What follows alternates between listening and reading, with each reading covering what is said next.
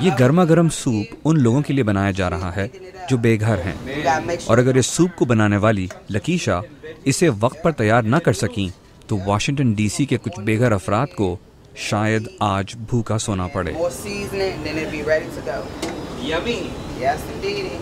مگر Washington D C میں قائم مارتھا اسٹیبل یا مارتھا کا دسترخوان پچھلے 30 سالوں سے بے گھر لوگوں کو کھانا اور سر چھپانے کی جگہ فراہم کر رہا ہے۔ مارتھا اسٹیبل کی ڈیولپمنٹ ڈائریکٹر این بروکوور کہتی ہیں کہ مارتھا اسٹیبل کا کام غربت کے حوالے سے بے گھر افراد کو کھانا پہنچانا اور چھوٹے بچوں کے لیے تعلیم کے مواقع پیدا کرنا ہے۔ ان کے رضاکار ہر روز کی طرح آج بھی شام کی تیاریوں میں مصروف ہیں، جب مارتھا اسٹیبل کی وینز یہ کھانے پینے کی اشیاء لے کر بے گھر افراد تک پہنچائیں گی، جیسے یہ رضاکار جو مقامی یہودی برادری کی طرف سے بھیجے گئے سینڈوچز کو کارٹونوں سے پلاسٹک کے ڈبوں میں رکھ رہے ہیں تاکہ سینڈوچز تازہ رہیں۔ آپ دیکھ سکتے ہیں کہ یہاں پہ لکھا ہوا ہے donated by Washington Hebrew congregation, یعنی کہ جو امریکی یہودی کمیونٹی ہے ان لوگوں نے یہ سینڈوچز بنائے ہیں، ان کو پیک کیا ہے ڈبوں میں، اور پھر سارے پیک کرنے کے بعد یہاں لے کے آئے، اور پھر شام میں جب یہ ٹرانسفر ہو جائیں گے دوسرے ڈبوں میں تو یہ جا کے جو ہوم لیس کمیونٹی ہے، جو بے گھر افراد ہیں، ان کو دیے جائیں گے مفت میں۔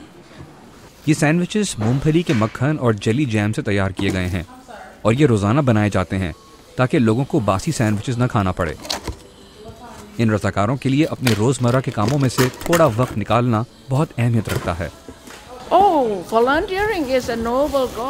مگر یہاں ہر کوئی کھانا نہیں کھا سکتا، یہ جگہ صرف بے گھر افراد کے لیے ہے۔ So it's like I can save my lunch money and come here for lunch. Well, no. اور دوسری جانب اس شٹر کے پیچھے کچھ اور رضاکار ڈرائی فروٹس اور کین گڈز یا ڈبے میں بند اشیاء کے پیکٹس بنا رہے ہیں، اور یہ رضاکار ان ڈبوں پر درج ایکسپائری ڈیٹ چیک کر رہے ہیں تاکہ وہ ٹین کینز جن کی میعاد پوری ہو چکی ہو انہیں پھینکا جا سکے۔ 11/21/10 you don't want that.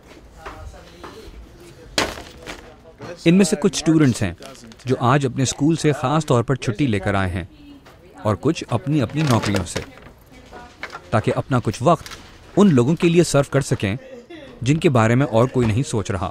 I think it's good to give service to the community. ان رضاکار کا کہنا ہے کہ اپنی کمیونٹی یا برادری کے لیے بھی کچھ کرنا ضروری ہے۔